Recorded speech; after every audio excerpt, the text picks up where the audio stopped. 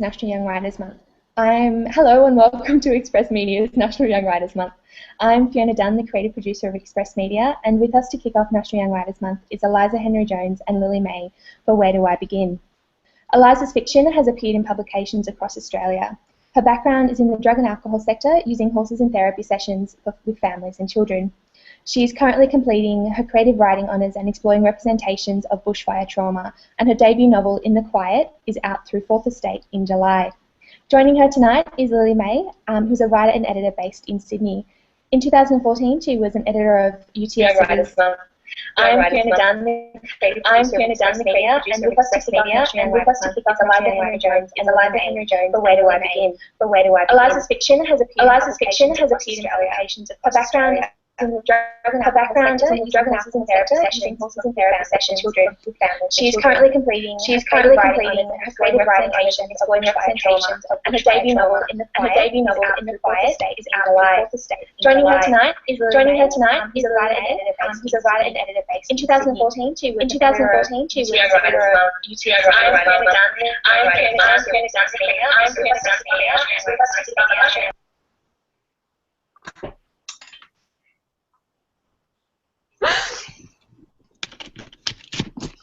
Wow. I don't know whose screen we're on at the moment. I do know, however, that we are live. And I guess I will finish off Fiona's intro. I'm Lily Mae. I edited the UTS Vertigo magazine in 2014, and I this year I've been editing the UTS Writers Anthology. I've started up doing flashes for Seizure, and I will be joining VoiceWorks soon as well. I tweet sometimes at Lily Mae Zing, and you can tweet the Express Media account or myself with any questions throughout the session tonight, and join in on the conversation. There is also a hashtag, which is hashtag NYWM15. Don't forget to check out the rest of the program online and get to a VoiceWorks launch this month. So that's about it, and we'll get started chatting with Eliza now. So I guess Eliza's book, which I have with me here in the Quiet, is coming out, I think it's this month, and it's a great book. I highly recommend reading it. So I kind of thought we'd start by talking about how the book came about, whether you've written many books before, Eliza, and sort of, you know, why you've chosen to kick off with a solid novel. Well, the book came about. Oh, I can hear myself. That's unsettling. So I started writing when I was really young, which I think is fairly common for a lot of writers in general. And when I was about 14, I started writing sort of novel-length stories, and they were all very terrible, and they're going to spend the remains of their existence in the bottom of a drawer. But I wrote a novel a year. Yeah, I think for the last 11 years I've written a novel a year. I find novel writing much easier than writing non-fiction or shorter fiction. And yeah, and I started writing In the Quiet while I was doing a young writer in residency program at the Catherine Susanna Pritchard Writers Centre in Western Australia. And I think when you finish your work, and particularly when it gets published, there's this, you know, pressure to sort of, you know, why did you write it? You know, what were you thinking? What were you setting out to do? And for me, I don't really have all of those things sort of in my head when I start. So I've started writing it from the image of a little girl being showered with jacaranda flowers, and I knew I wanted to sort of explore grief, but more so the emotions that exist around grief, because I think we have a very narrow definition in society of what grief actually encompasses, and I think that's probably the only thing I had in my head, really, when I started writing. Yeah, wow. So that's starting with a very small idea and turning into a very big product. I mean, just going back to what you said initially, about pretty much writing a novel a year for the last 11 years, but putting it away in a drawer and not really looking back. Do you think that sort of all that writing that you've done and practice of the form and sort of exploring ideas to that extent has been really helpful in you getting to this point and sort of publishing a book by the age of 25? Yeah, look, I think for me, writing as much as I have has been really handy because it allows you to sort of work out what works for you, and there's this massive emphasis on finding your voice, and I don't really know what that is, but I think it's the more you write, the more you'll work out what comes easiest, what writing breathes.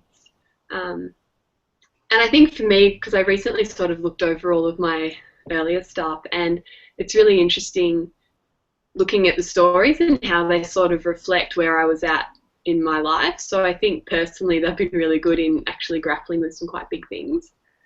But I wasn't really aware of it at the time. Yeah, right. Cool.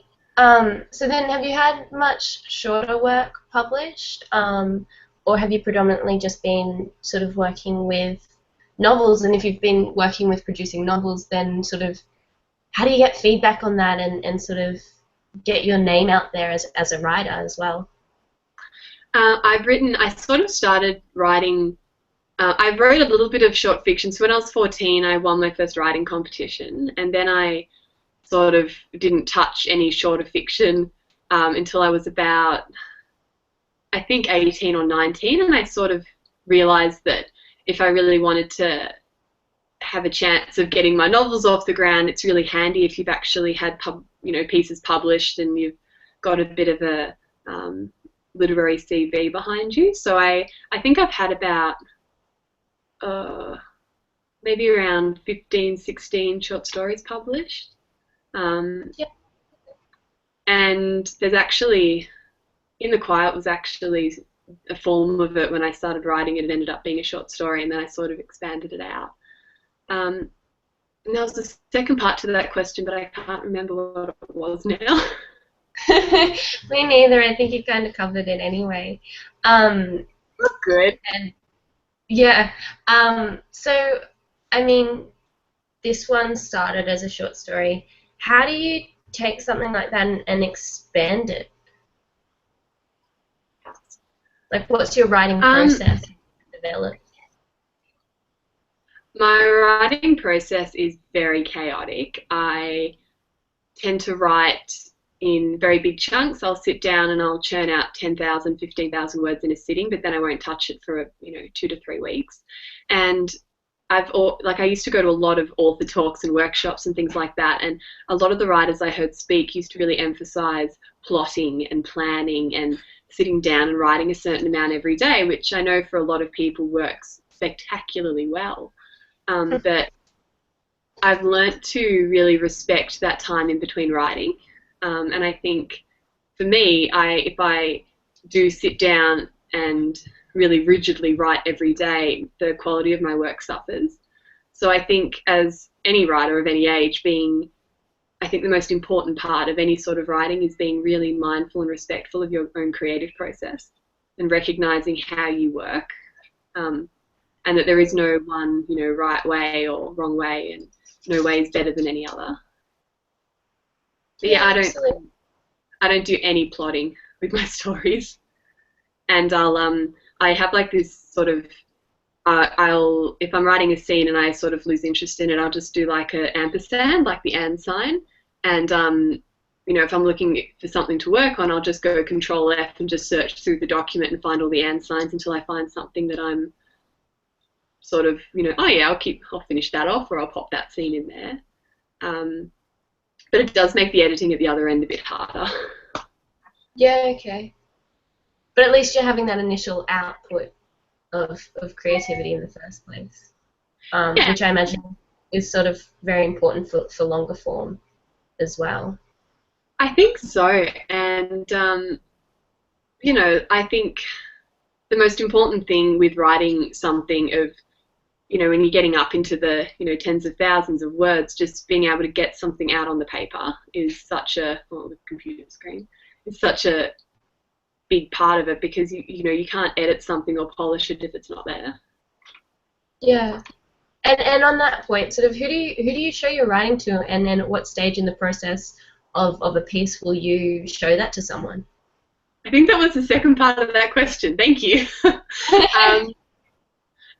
For me, I don't, and getting feedback is really hard, because I think any subjectivity that you start off with when you're writing completely disappears once you get to the end of it, because you've rewritten and reworked and mulled over it to the extent that you're just so involved in it, you can't make decisions and you can't see the bigger picture.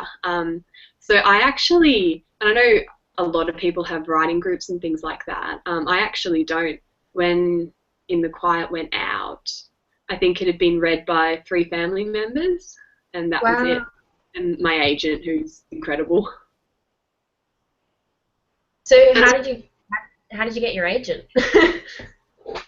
So I found Sally on the internet, and I really liked the sound of her, and I really liked the other titles that she represented. So I sent her, I think it was a cover letter and a sample of a novel I'd written before In the Quiet, and she represented that and sent it out to all the publishers. And it didn't get picked up, but a lot of the publishers said, you know, we really love your writing, just not this particular novel. And I just sort of thought they were being polite. And by the time I'd gotten the feedback from them and heard from them all, I'd already written In the Quiet, which the first draft I wrote in, I think I sent it to Sally 6 months after I started writing it. So I sort of, and there are a lot of similarities between the 2 works, and I sort of thought, oh, it's, you know, this isn't going to get picked up either, and that's okay. I've had a blast writing it, and I was sort of moving on to the next book. And yeah, so then Sally continued to represent me, and she sent out In the Quiet, which was fantastic. And I actually ended up with multiple offers on it, which I was completely unprepared for, and I went a bit weird, but it was just absolutely fantastic. Yeah, and totally well deserved, I think. So did you just sort of Google the process of finding an agent, or did you consult some writing groups, or? I think I've got the Australian Writers Marketplace, and I think that's a really, really valuable resource. And I'd also just going to a lot of workshops. I went to something called The Whole Shebang at the Melbourne Writers Festival, I think, oh goodness, it would have been about 7 or 8 years ago now. And so I sort of, like, I was aware that there's a lot of, there's so many different avenues to getting published, but I'd done some submissions of previous novels. I've been trying to, I think I started sending out my novels when I was 17 or 18, which was quite ambitious and a little bit misguided, but off I went. And I sort of was looking, I think it's really powerful to suddenly feel like you've got someone on your team, because writing is such a solitary thing, and it just often feels like you're sort of just pushing your own work all by yourself. And having an agent there, aside from all the pragmatic reasons and the logical reasons, it's mentally and emotionally, I think it's really wonderful to feel like you've got someone batting for you. Yeah. And so does that help you gain momentum as well in writing, or where do you find that momentum to just keep producing so much content?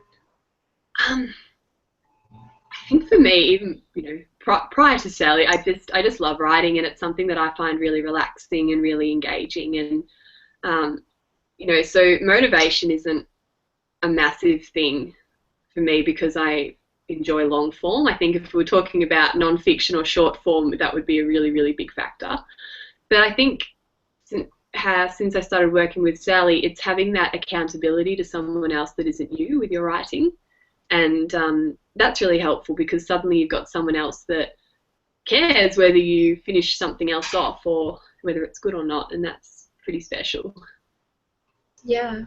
And so then the editing process for, I guess for the novels, before you send them to anyone, and then once they've been accepted, I'd like to talk a bit about that. How do you edit, or you know, what kind of editing do you do before you send it to your agent or after your agent has read it and is going to send it to publishers? Yeah. So I think the easiest way to answer that is to just run through the different stages In the Quiet went through. So when I finished it, it was really short. It was about 45,000 words. And it just sort of felt like it was complete. And then my husband, who I actually met in creative writing and who edited Verge the year I met him, he reads everything I write. I think he's read In the Quiet like 9 times, which is just very impressive. But so he reads it and he gives me really good feedback. And then, so he read In the Quiet, gave me feedback. Then it went to Sally, and Sally made some suggestions, so I continued to edit it. And were they structural suggestions, like in terms of, or character development suggestions, or? Structural and also just copy, so just little typos and lines and consistency and things like that.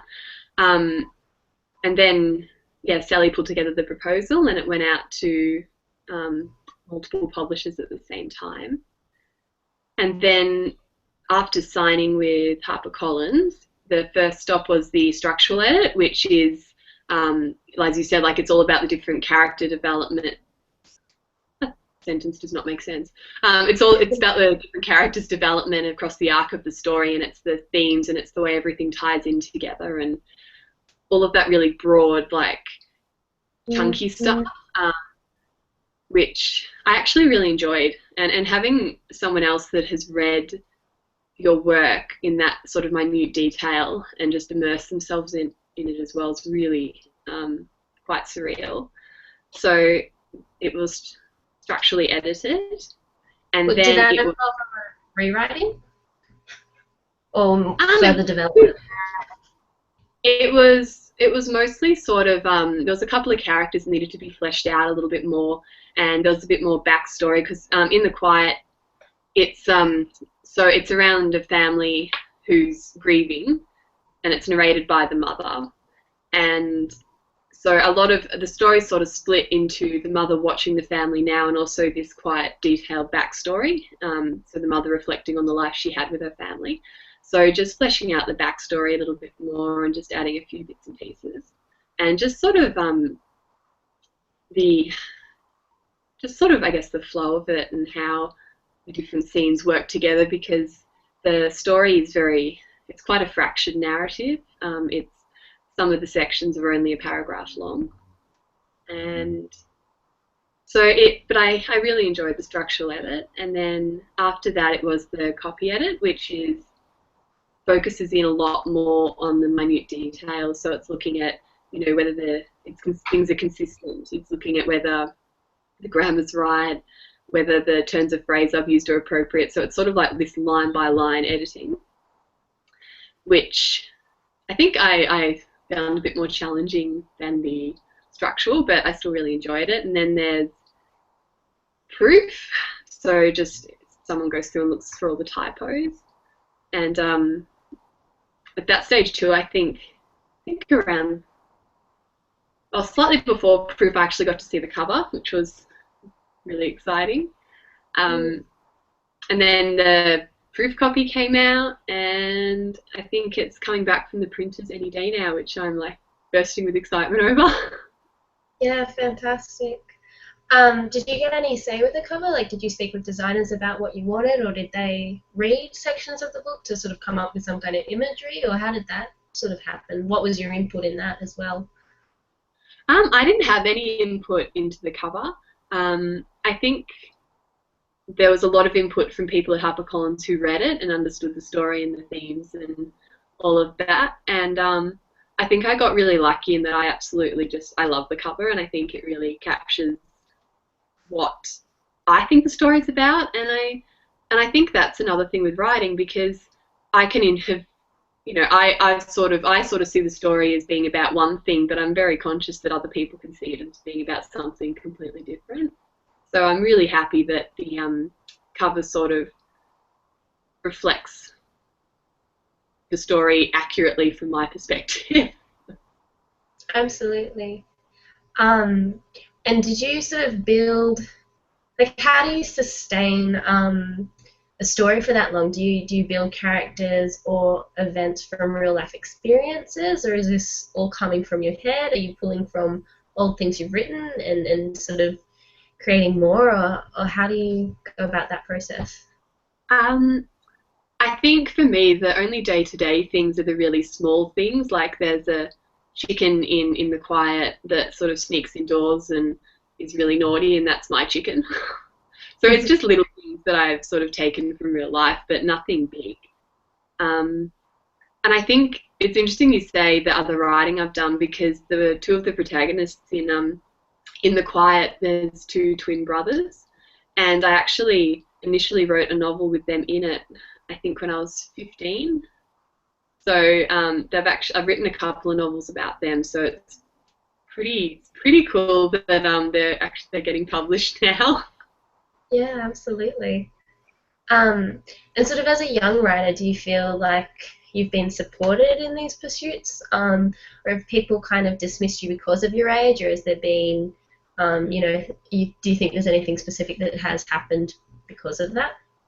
I think being a young writer is a bit of a two-edged sword, because it does, I think in Australia, there are so many opportunities for young writers, and we are so lucky.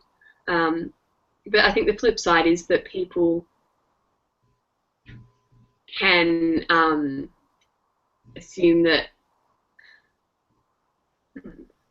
how to say what I want to say. I think sometimes people can be more dismissive of you as a young writer, particularly maybe writing about the themes I'm writing about, than they may be towards someone who's a lot older or more established, which is fine. But that's an interesting question. Yeah, I'm not sure how else to answer it. Yeah, sure. Well, I mean, you've still done, is it a psychology degree, and I believe it's written on the back of the book, grief, loss, and trauma counselling. So that's obviously, I guess, informed, your understanding of this. But I mean, I think there's a lot of depth to each of the characters in your exploration of grief, and that I find truly compelling and very impressive. So I mean, I think that's a whole other skill that's very underdeveloped for people who are younger. But I definitely don't think that someone should be dismissed because of their age. Have you found any support networks for say women, or for young writers or emerging writers, or specific groups that have been helpful to you that you would recommend people find or go explore? I think for me, the first place I ever got published was VoiceWorks, and they provide amazing opportunities for young writers. And I think I sort of threw myself into everything literary and writing related that I possibly could. So I did an internship at a publishing house, a little one called Allura Press, and that was fantastic. And I worked as in a bookshop for, I think, about 18 months. And I also got involved, like if you're studying, even if you're not studying something directly related to writing, a lot of universities have creative writing groups, and they can be really useful to tap into. I got a lot out of being involved in the Monash one. And I think just also there's a lot of, like I said, there's a lot of opportunities for young writers. There's a lot of grants, there's a lot of awards. The residency I did in Western Australia, where I started writing in The Quiet, I think it's for writers under 25, and there's other sections as well, but that was incredible because it gave me 2 weeks to just focus on my writing, and also they had panels and classes and workshops and things like that, and I think they're really useful skills to develop. And I think just going to festivals like the Emerging Writers Festival, the Melbourne Writers Festival, National Young Writers Festival, and just immersing yourself in every way that you can. Yeah, I mean, it's quite impressive that you've managed to do that so well as well, because that's not, writing isn't necessarily your profession, sort of day to day. That's not how you earn your money. But do you think that's a benefit, sort of doing other things and having writing as more of a hobby that you explore in that kind of way, or how do you interact with those sort of two worlds and sort of live with how many hours we have in the day? Well, I think writing is taking up a lot more of my time now. I'm actually only doing other work casually for the next few years.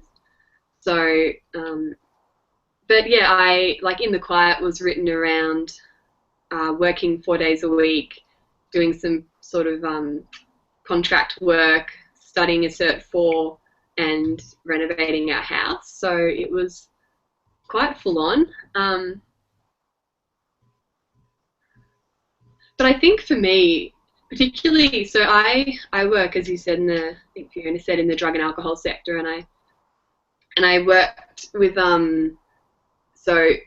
with running groups for children who have experienced trauma and parental substance abuse, and running groups for them that involves using horses. And I think for me, sort of working in that situation and working with the children and watching the interaction between the children and the horses and the families has really fed into my writing, and not in like an individual sense, but just being able to sort of be up close with that sort of emotion and that sort of connection. And I think, I think there's still like massive value in working in areas that doesn't directly relate to what you're writing about. And I think the key is just finding something that really invigorates you and energizes you and that you enjoy doing. Cool.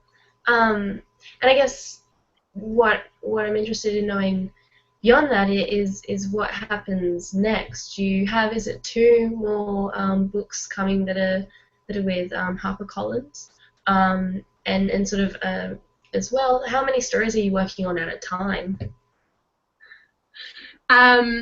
Yes, so I've got 2 more novels coming out with HarperCollins after In the Quiet comes out, so they'll all be out in July, so for the next 3 years. The second book I'm just about to send to HarperCollins, which is nerve-wracking, and that one sort of, it explores sort of similar themes to In the Quiet, so it's looking at connection and family and horses and grief and trauma, and it's sort of based around a community after a bushfire. And the third book's in the fairly early stages, but it can be a bit jarring because I'm sort of got quite a few shorter pieces on the go, and then I've also got, until recently I was sort of editing In the Quiet on and off and writing this second one, and I think it's just about going back to just being really respectful of your creative writing process and just working out how you are best able to sort of juggle those things. So for me, it's about giving space to each of those things, but I know some people who tend to sort of push on and are able to sort of multitask a lot more than I can. Yeah, sure. How did you decide which publisher to work with? Sort of, how did you weigh that up?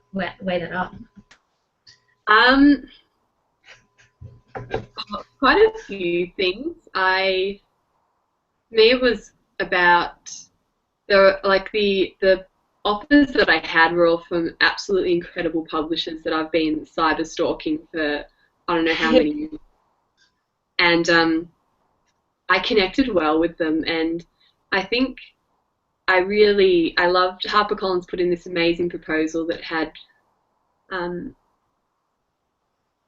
it had like comments from all the different staff who'd read the book, and they also, having a 3-book deal is absolutely incredible because it's sort of, I don't know, it sort of gives me that stability over the next 3 years, which is pretty unusual, particularly for a debut novelist. But yeah, it was a hard choice. Yeah, but I guess it came down to the deals and how you liked how they put those forward. Did you meet with them before you decided? I spoke to, so I ended up with 5 offers, Some of the editors I met in person, which was really lovely. Some I spoke to on the phone, and some I actually had no direct contact with. It was all through Sally, my agent. So, and I found that quite fascinating too, the different ways that people went about connecting with me. And the other thing is that it went out to some other publishers who, at the same time, who didn't make an offer, and it really sort of struck me that I've always had this notion that my work's either good enough or not good enough. You know, it's either publishable or not publishable, and the fact that if I'd sent out this manuscript to the publishers that didn't make a move on it, I just would have thought, right, that's another one for the drawer, and it just would have been tucked away. So it really hammered into me just how subjective it is. Yeah, absolutely. Do you think, I mean, have there been any other surprises that you found going through this process and signing a deal like this?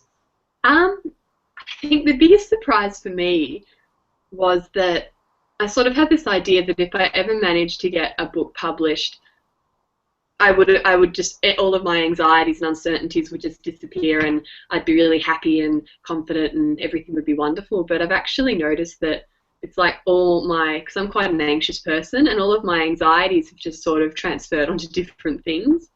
And I think that's, it's sort of like shifting goalposts, but that sort of really shocked me, because I sort of thought, you know, right, once I've signed, everything's going to be, you know, wonderful, and it's still a really, like, I get anxious about all sorts of things on a daily basis. Yeah, of course. Just for anyone listening, if you'd like to ask any more questions in the last few minutes, shoot us a tweet at Express Media with the hashtag NYWM15. I guess, I mean, just wrapping up, I was wondering if you had any sort of writing tips for maybe some younger writers who could be listening, just starting out, or, you know, picking up on that enthusiasm. I think the best thing you can do for your writing is to just read everything, because I think one of the big things that sets apart writing that I personally find really engaging, and writing that I maybe find harder to get into, is the flow and the rhythm and the pace of it. And I think that's something that you can't pick up without reading an awful lot.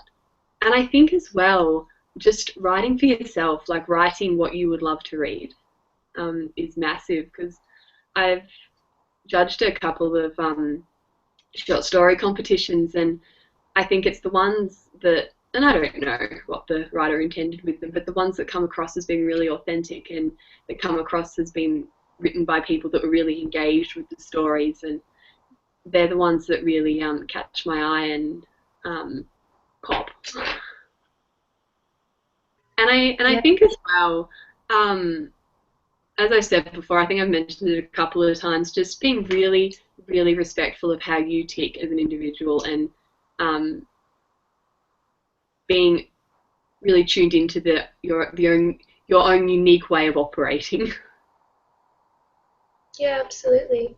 And I guess one last thing I'd like to know is there anywhere else we can catch you, sort of any talks that you're doing before or after your book goes out or comes out into the world, sort of anything that you're participating in or involved with,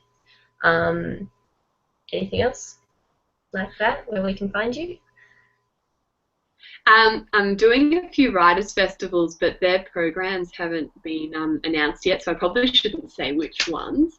I'm doing a few library talks around Melbourne. I'm also doing there's